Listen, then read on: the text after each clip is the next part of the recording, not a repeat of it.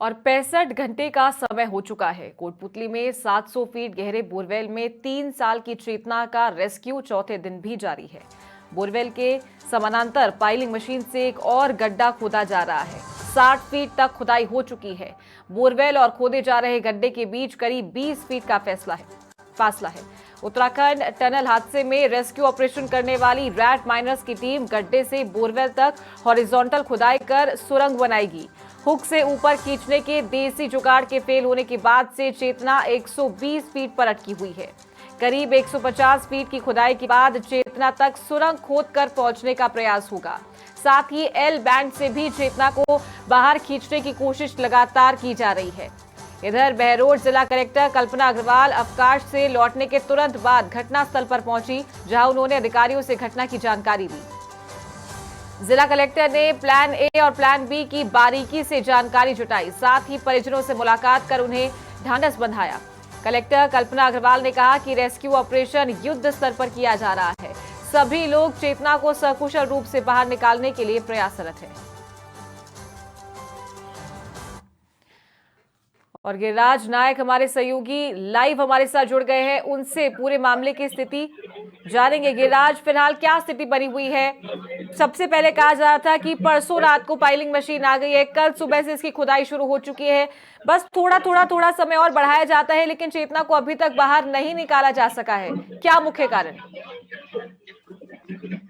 जी, दिक्कत ये आ रही है कि यहाँ जो है चेतना को निकालना बड़ी ही चुनौती है, क्योंकि पहले जो प्रशासन था ये प्लान ए पे लगा रहा और कल समय ज्यादा बीतने के बाद में कल प्लान बी पे चालू किया। जो पाइलिंग मशीन है, जो दोनों यहाँ पाइलिंग मशीन मंगवा के खड़ी कर रखी थी, एक जो पाइलिंग मशीन है उसने करीब 120 फुट का गड्ढा खोदा और वो गड्ढा खोदने के बाद जब नीचे 120 फुट पे आए तो उसमें पत्थर आ गए। पत्थरों की वजह से वो मशीन, जो पाइलिंग मशीन थी, आगे काम नहीं कर सकी।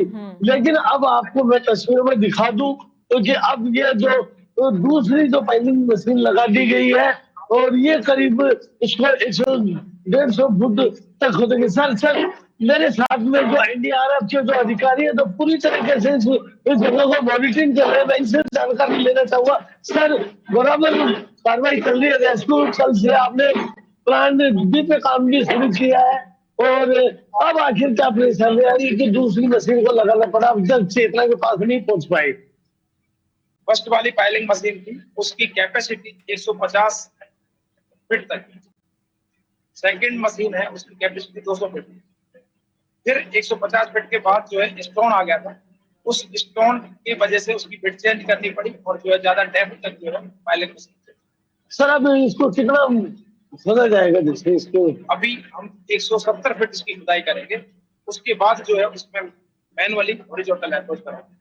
सर, जैसे कि आपने 170 कर दिया तो चेतना तक पहुंचने के लिए किस तरीके से जो रणनीति तैयार की है? रेट माइनर भी यहाँ आपके पास में आए हैं, अपने रेट माइनर उतारोगे या जो उत्तराखंड से जो लड़के आए उनको उतारोगे? उसके बारे में अभी पहले हमारे रेस्क्यू उतारे, उसके बाद देखेंगे यदि हेल्प की रिक्वायरमेंट हुई या लगा कि हमको उनको यूज करने की जरूरत है तो हम उनको यूज करेंगे। सर, अभी ये जो दूसरी मशीन लगाई है इसको कितना खड्डा खुद चुका है? ये 160 फीट जो है हो गई है डिगिंग, उसके बाद जो है 10 फीट और डिगिंग करवानी। सर, आपने एक लोहे का पाइप भी तैयार करवाया है और उसको भी आप एल तरीके से जानना चाहते हैं कि किस तरीके से आप उस तक पहुंच रहे हैं? केसिंग है और केसिंग का जो है जहाँ 165 फीट होगा उसके सामने उसको डी शेप में कटवाया है। उसके बाद जो है डी शेप का जो एरिया है उसमें हम एक फीट जो है मिट्टी खोद के 1 फीट मिट्टी खोदेंगे, उसके बाद केसिंग लगवाएंगे और उस मिट्टी को जो है नीचे चली जाएगी, क्योंकि 170 फीट से 170 फीट खुद रहा। सर, और अब कितना टाइम लगेगा? और कोई नई परिस्थिति नहीं हुई तो हम लगातार जो है आज इस ऑपरेशन को अंजाम तक दे देंगे। जी, चारों इन्होंने बताया है कि ये जो एनडीआरएफ के जो अधिकारी है योगेश मीणा और जो बरोबर जो इस रेस्क्यू को ऑपरेशन जो टाइम दे रहे हैं बिल्कुल मॉनिटरिंग कर रहे हैं। मेरे साथ में जो यहाँ पे अधिकारी जो एडिशनल एसपी वैभव शर्मा है, मैं इनसे जानकारी लेना चाहूंगा कि सर अब तक ये कहाँ तक पहुंचे? अभी दूसरी फाइलिंग मशीन भी लगा दी है। ये अभी बता रहे हैं 150-155 के बीच में चल रहे हैं। दूसरी फाइलिंग मशीन इसलिए लगानी पड़ी क्योंकि जो पहली फाइलिंग मशीन थी वो स्टोन में काम नहीं कर रही थी, तो ये दूसरी फाइलिंग मशीन जो है इसका स्टोन कटर वाला बिट है, तो ये चेंज किए और अब ये निरंतर अपना वर्क कर रहे हैं। और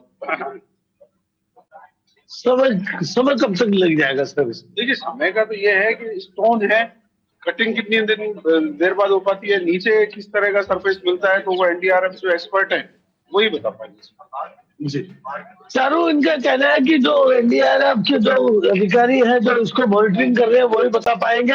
और देखिए चारों, चेतना की जिंदगी बचाने के लिए काफी प्रयास किए जा रहे हैं। और जो कलेक्टर महोदय जो अभी 2 दिन छुट्टी पे थी, लेकिन जैसे उन्हें मालूम पड़ा वो भी मौके पे आ गई है और बिल्कुल मॉनिटरिंग कर रही है। रात को भी वो करीब यहाँ 2 बजे तक ठहरी हुई थी और कलेक्टर मैडम हर वो प्रयास करवाने की कोशिश कर रही है कि चेतना किसी भी तरीके से बाहर आए और उसे सकुशल निकाला जाए। आप अभी भी देख सकते हो कि अभी भी जो कलेक्टर मैडम है वो बिल्कुल मौके पे आ गए। मैम, अभी जो दूसरी फाइलिंग मशीन लगाई गई है और पहले वाली मशीन की क्षमता थी और अब पत्थर आ गया, अब आगे की क्या रणनीति है? 170 फीट गहरा करना है, तो उसी को बीच में कुछ पत्थर आ गया था, तो पत्थर आने से अब दूसरी फाइलिंग मशीन लगाई है जिसमें कि पत्थर को काटने की कैपेसिटी है, तो दूसरी मशीन से कार्य शुरू किया गया है। 170 फीट की गहराई करने के बाद मतलब हॉरिजॉन्टल टनल टाइप से बना के जल्दी से जल्दी रेस्क्यू करने की कोशिश करते हैं। मैम, काफी जो चेतना की है उसकी जिंदगी के लिए एक चुनौती पे चुनौती आगे से आगे परेशानियां आ रही है और उसके ऊपर विजय भी होगी। अब जो नीचे 170 फीट जाके जो रेड माइनर भी आ गए, तो किस तरीके से आपको फीडबैक है? क्या उन आपके जो अधिकारी उन्होंने क्या आपको फीडबैक दिया है? ये भी इसी काम में वो लगे हुए हैं कि जितनी गहराई की आवश्यकता है उतनी गहराई कर फिर रेड माइनर के माध्यम से मैनुअली मतलब खोदकर और उस तक पहुंचा जाएगा और बच्ची को रेस्क्यू किया जाएगा। मैम, आज निश्चित अपन इस मुकाम पर विजय पालेंगे करीब शाम तक या दोपहर तक। इस बारे में तो जैसा कि कोई मिट्टी का स्ट्रेटा वगैरह, जैसे अभी बीच में पत्थर आ गया, तो जैसे अंदर जो जैसी परिस्थिति मिल रही है उस हिसाब से ही आगे बढ़ रहे हैं। ये थी कोटपुतली बहरौल कल्पना अग्रवाल, जिन्होंने बिल्कुल कहा है कि बिल्कुल मेहनत की जा रही है, बिल्कुल मॉनिटरिंग की जा रही है और जैसे टाइम लगेगा और उतना तो टाइम लगेगा, लेकिन जो गिरिराज, को एक और बचाने बार की आपसे जो जानना प्रक्रिया चाहूंगी है मैं कि उसमें कल कैमरे के अंदर जो पूरा मूवमेंट है वो नहीं दिखाई दिया था, कैमरे के अंदर चेतना नहीं दिखाई दे रही थी क्योंकि चेतना के ऊपर मिट्टी गिर गई थी। क्या उसको लेकर के कुछ सोल्यूशन निकाला गया था कि उसके ऊपर से मिट्टी हटाई गई है और अब क्या कैमरे के अंदर चेतना दिखाई दे रही है? देखिए, जरूर मैं बताना चाहूंगा कि जो चेतना है, चेतना को बिल्कुल इन्होंने जो है लॉक कर रखा है जिसके द्वारा, और ये गड्ढा जो है 170 फीट नीचे इसी बोर के साथ जो खोदा जा रहा है, वहां जाके एक एलबेंड के सहारे से दूसरी जो टनल बनाई जा रही है उसके जरिए रेट माइनर जाएंगे और उसको नीचे से खोदेंगे और जो चेतना है, चेतना को ऊपर से नीचे की ओर लेके और उसे बाहर लेकर आएंगे, ये इनका कहना है। और चेतना जो है, इनको हालांकि मिट्टी गिरी है लेकिन इन्होंने चेतना को टनल चिन्हित कर रखा है और ये वो बिल्कुल की साइड में अरे तो बड़े ने कर लेना साइड में हो गए, उसने बिल्कुल उसको चिन्हित कर रखा है। ऐसी तो उनका कोई नहीं है। जो योगेश कुमार मीणा है वो बार बार उसके ऊपर फोकस कर रखे है और वही के वही कर रहा था। जैसे ही जब खुदाई पूरी हो जाएगी और जो रेड माइनर है वो बिल्कुल चेतना तक पहुंचेंगे और उसे सुरक्षित बाहर निकालने की जो प्रक्रिया की जाएगी, उसे निकालने के बाद में चेतना को, और ये आप देख सकते हो ये एम्बुलेंस जो है बिल्कुल तैयार खड़ी है और पूरी जो व्यवस्थाएं है कि उसे किस तरीके से कहा हॉस्पिटल तक पहुंचाने की जो प्रक्रिया है आप देख सकते हो। मैं मौके पर जो दूसरी जो पाइलिंग मशीन जो लगाई है, तो वो अपने जो पत्थर की जो नीचे जो पत्थर आता है, मैं आपको बता दूं कि जो इसमें जो पत्थर निकल रहा है वो इस तरीके का पत्थर है जिसके लिए वो नीचे इधर नहीं, आप देख सकते हैं कि जो ये जो पाइलिंग जो मशीन चलाने वाले हैं पाइलिंग को, और वो भी किस तरीके से पूरी तरीके से यहाँ अपनी जीत और कोशिश। सर ठीक है गिरिराज, हेलो, प्लान ए आप और ये प्लान देख बी सकते हैं पर कि लगातार ये जो फोकस दूसरी कर रहे हैं।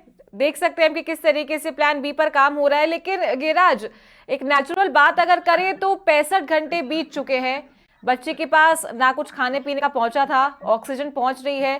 परसों सुबह 4:30 बजे लास्ट उसका मूवमेंट देखने को मिला था।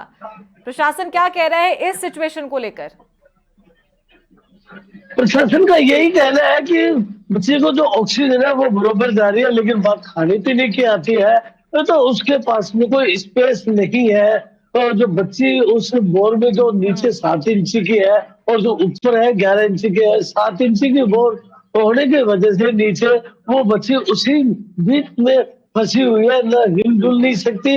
मैं जो उस दिन भी जो फर्स्ट टाइम में जो समाचार प्लस ने पहले जो विजुअल दिखाए थे जिसमें बच्ची की उंगलियां हिल रही थी, हाथ हिल रहा था, वो भी क्या था, हेड और उसके हाथ के बीच में इस तरीके से दीवार में सटी हुई थी, तो वो दिख रहा था। तो प्रशासन का कहना यही है, अगर बच्ची की थोड़ी सी कुछ एक्टिविटी, हाथ दोनों खुले हो या मुंह खुला हो, वो दिख रही हो, तो उसको सामान वामान जैसे दूध जो बिस्किट है वो दिया जाए।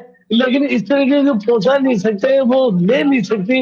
इस वजह से प्रशासन का ये कहना है कि ठीक तो है वो गिरिराज, उसके पास स्पेस नहीं है किस तरीके। जी ठीक है गिरिराज, बहुत शुक्रिया आपका ये जानकारी देने के लिए। आप लगातार बने रहिएगा, अपडेट आपसे लेते रहेंगे।